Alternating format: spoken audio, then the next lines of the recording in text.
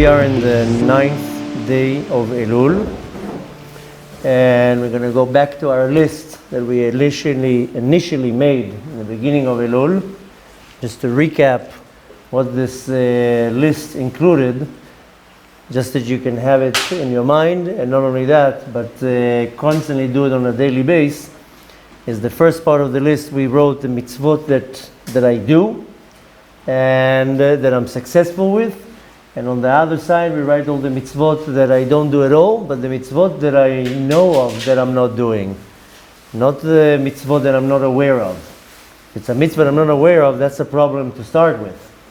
But I'm talking about the mitzvot that I'm deliberately, well, I will take that back. That I wouldn't say deliberately, but that I know that I'm not doing. That I'm about to do this mitzvah, I don't feel like it, I'm lazy, whatever it is, and I know I'm not doing this mitzvah. And that's the most important thing, because I'm not talking right now, because a lot of people say, oh, this mitzvah I didn't even know that I can do. Or you know many now, because of these videos, how many emails we're getting, what are all these mitzvot? Maybe there's mitzvot that I don't know of.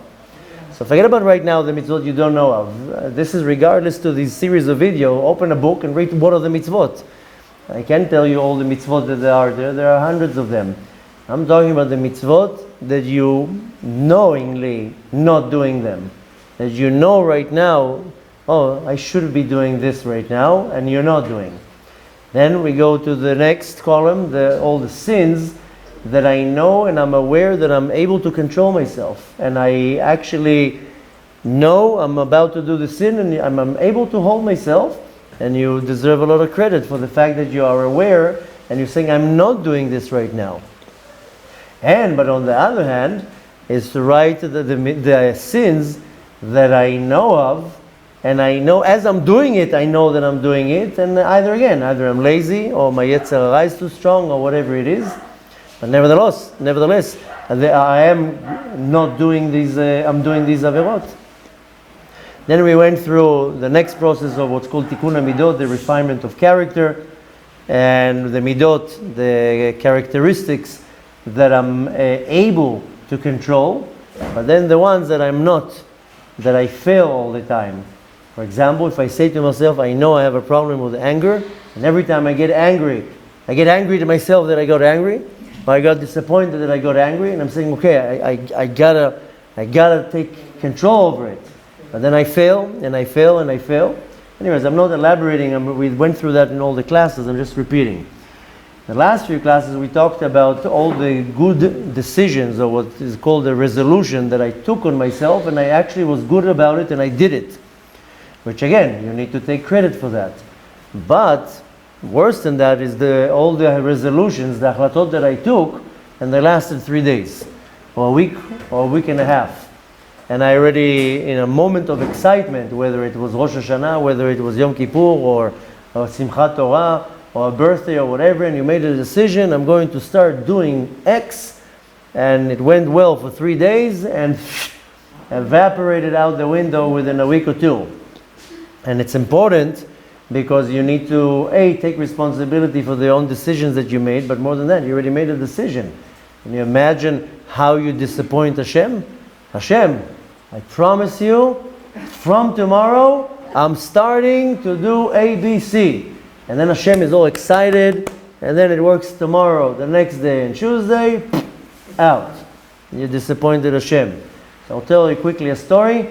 I'm sure a lot of you know it, and then we'll go to the next part of the list. So there was a man that was going to have the deal of his life, millions of dollars. If this deal is going through, then he makes millions of dollars. זה משדר עכשיו, כמה דקות. If he's doing this deal, then he's making thousands of dollars. Okay, so he gets to the to the day where they're signing. He's already taking 3 hours prior to the meeting. He's already getting out. He knows he's going to have to drive into the city, find parking, and so forth.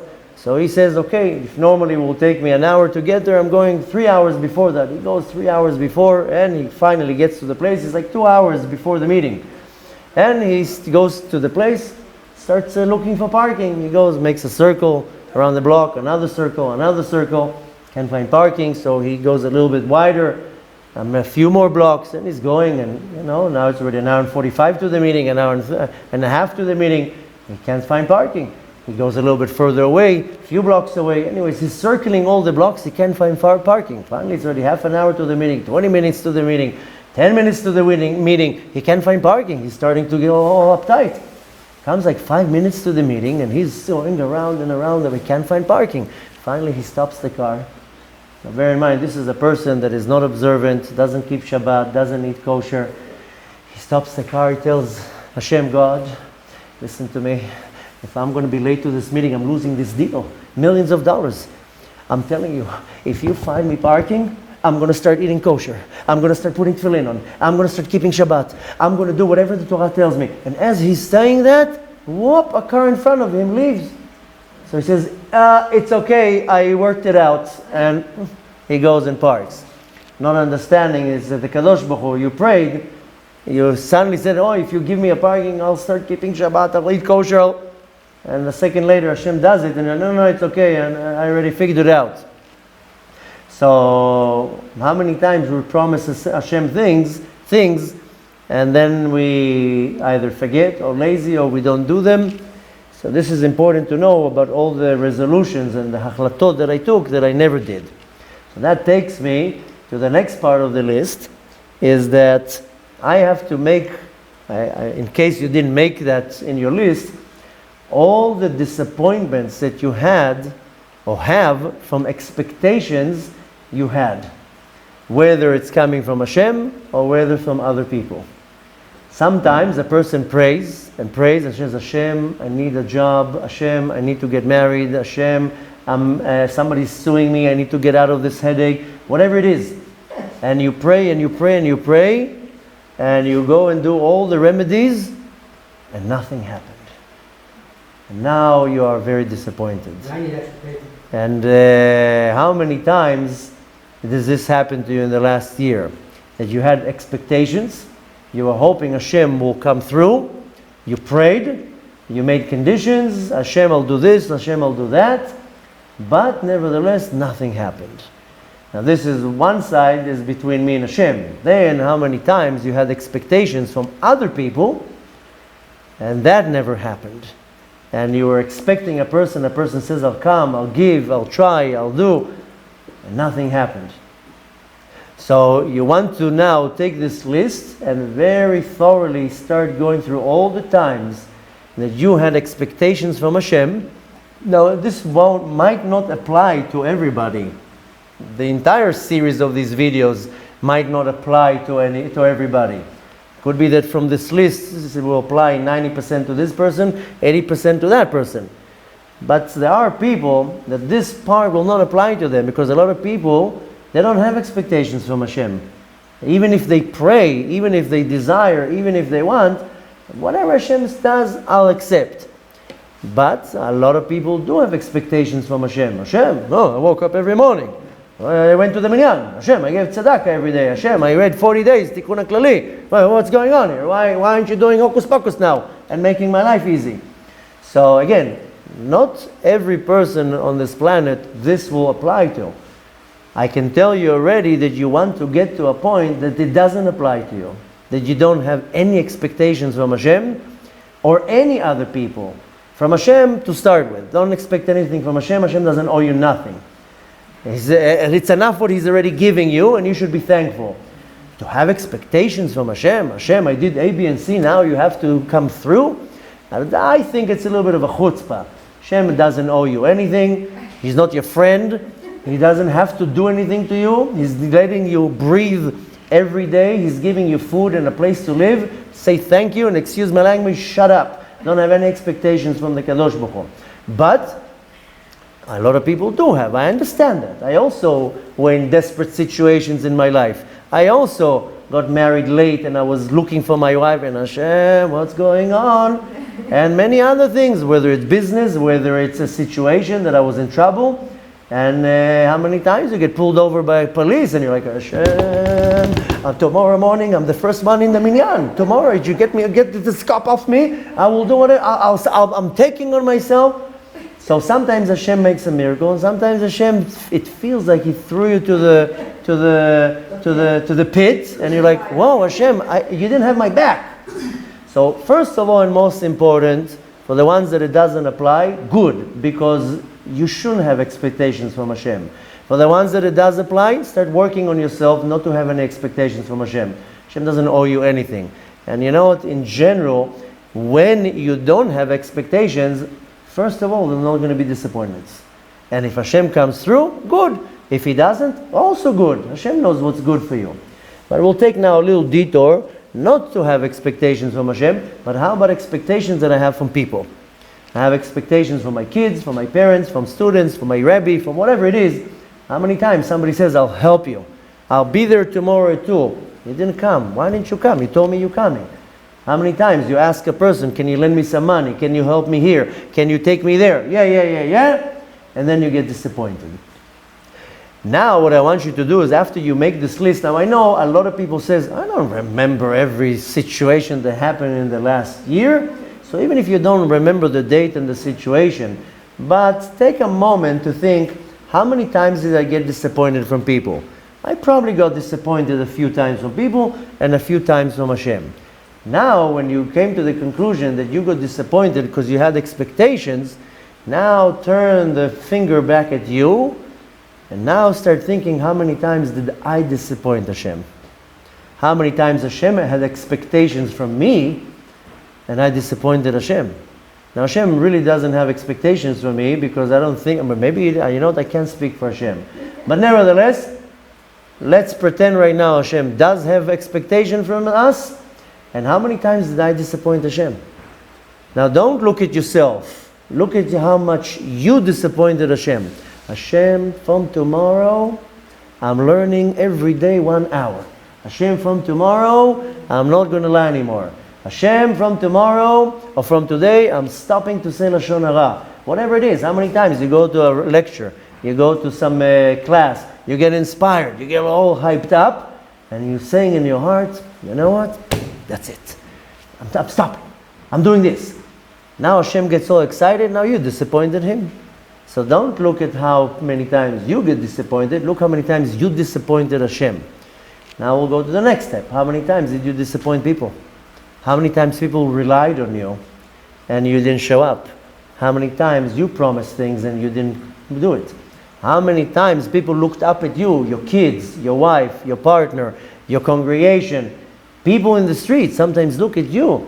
And how many times did you disappoint other people?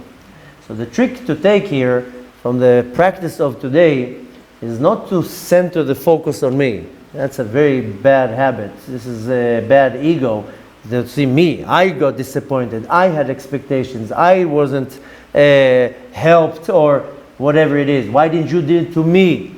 So now you want to realize how many times you get disappointed. Now, turn the magnifying glass on yourself and understand how many times you disappointed Hashem.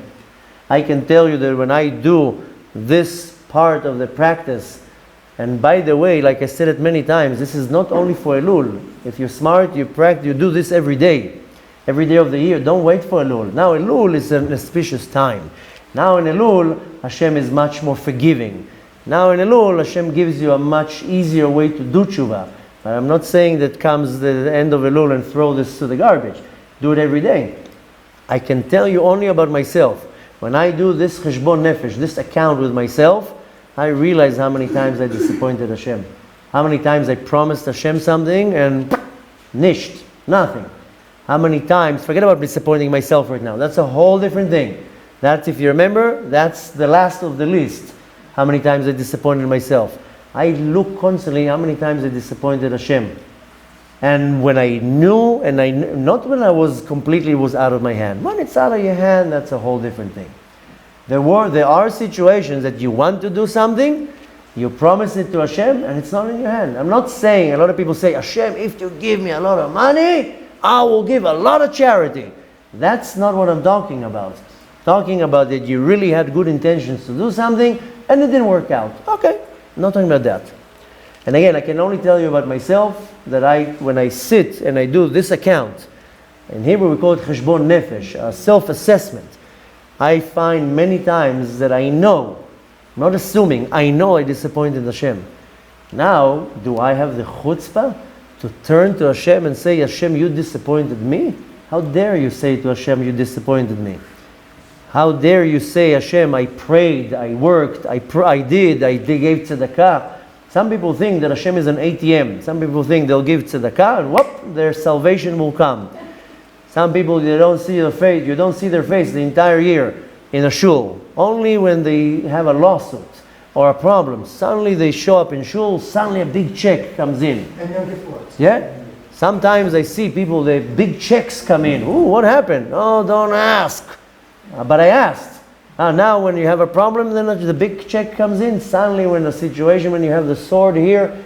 So the point to take from that is not to focus on myself, rather to focus on what I do and how many times I disappointed Hashem. And I'm not expecting anybody to have a precise count. But some people can remember. And I'm sure you can remember at least 2 or 3 big things that you disappointed Hashem. And don't think for a second that Hashem doesn't get upset or angry or disappointed. And Hashem also has expectations. He has hopes. I told you already, they're putting bids on you in Shamayim. Once I gave an analogy, I'll tell you it real quick, but because one young man, I was sitting in a group of young men, and we were talking about the importance of guarding your eyes and looking at the right places, not looking at the not right places, and so forth. And then one young man asked me, me as a man, I'm not allowed to look at a woman in an inappropriate way. We read it every day, twice a day in Kriyat Shema. Don't go after your eyes. So this young man asked me, what happens if I go in the street and in front of me is a beautiful woman and she's half naked and she's in front of me? Like, what do you want me to do? So I said to look down. So move your head to the side. So anyways, so I told him, I'll tell you what, if she's right in front of you, then, and you look the first few seconds, it's not your problem. She's right in front of you. Told him, you know when is it your problem? When you go like that. That's when it's your problem. So anyways, we were talking about how many times Hashem tests a young man, even an old man, but tests a man, and he walks in the street, and as he's walking, in the corner of their eye, already he sees on the cross of the street that red dress, that red catches the eye right away. Now, he's walking and he knows there's a not modest woman there. He knows that he's about to fail. And in his mind, the wheels start working. They're a little bit squeaky. But he wants to look, but he knows, I can't look. I shouldn't look, but I want to look. Anyways, so I made an analogy how it looks in Shamayim. You're walking down the street, and this situation happens. On one side sits a bunch of angels, and they start betting on you. He's going to make it. I'm putting now $1,000. He's going to make it. On the other side sits another bunch of angels. $1,000, he fails. And they start bidding on you. He's going to make it. He's going to fail. I put 10,000. He's going to make it. And you get closer, and they get closer and closer. And drum roll, and they're all putting bets. And then the person goes and he takes his head down, and they're all in Shammai, and they're going crazy. He made it! He did it! And the ones who put the bet against him, they get upset. That's what's going on. They're putting bets on you in Shammai. Hashem is testing you, and they're now bidding if you're going to make it or not make it. So Hashem also has expectations. He's putting a test in front of you, and Hashem is saying, please, please, please, please, overpower Yetzer Hara. Please have some strength. So to conclude, don't think for a second Hashem doesn't have expectations, and don't think for a second that Hashem doesn't get disappointed. So we want to take 2 parts into this practice. A is to notice and to realize how many times I disappoint Hashem, and then of course to do tshuva for that. To do tshuva, you say, you know what, Hashem, I'm sorry. I know I disappointed you. From now on, if I take already a resolution on myself, I'll do it. From now on, if I take on myself something, I'll do my best. If I think I can, then I'm not going to do it. You have to do tshuva to the Kadosh Baruch Hu. But then, take it to the next step, how many people you disappointed? How many times did you disappoint your wife, or your husband, or your parents, or your kids? How many times you disappointed your business partners, your members of the congregation? Yeah, I'll be there at 4. Yeah, it's okay, I'll help you. So that's what you want to do, tshuva. Again, like I told you yesterday, a lot of our tshuva is not if I put tefillin or not, if I covered my hair or not. That's obvious. That's no need to talk here. A huge part of my tshuva is how much did I hurt other people? How many times did I disappointed my little kid or my wife or my whatever it is? That needs to be serious tshuva for that. And once I realized that I did, you go and you apologize. You apologize to your wife, you apologize to your husband, to your kids. You're saying, I'm sorry, I know I disappointed you this year many times, especially at this time and especially at that time. And I take it back and I apologize, and I'm going to try to make amends to you. I'm going to try to make it up to you. In the future, I'm not going to promise things I can't. You want to make serious tshuva, because when Hashem sees that you feel bad for what you did and you acknowledge, Kadosh Baruch Hu wants you to acknowledge you messed up. Because most of us says, it wasn't my fault, I didn't do it. No, it was a yetzer hara. Once you admit, that's why we say in everyday slichot, Hashamnu bagadnu Hashem, I am wrong, I did wrong.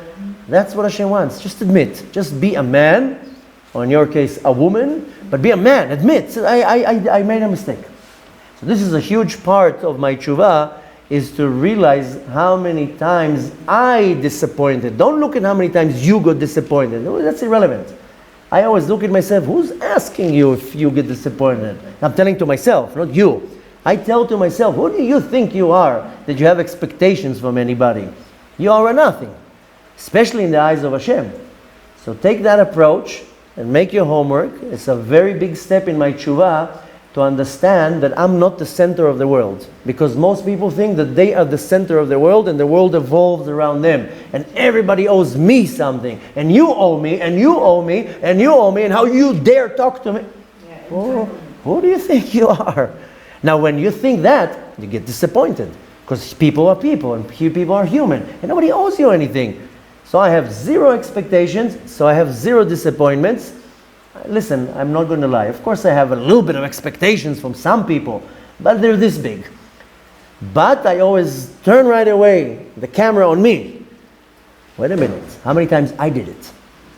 If I got disappointed, means that I disappointed somebody 10 times.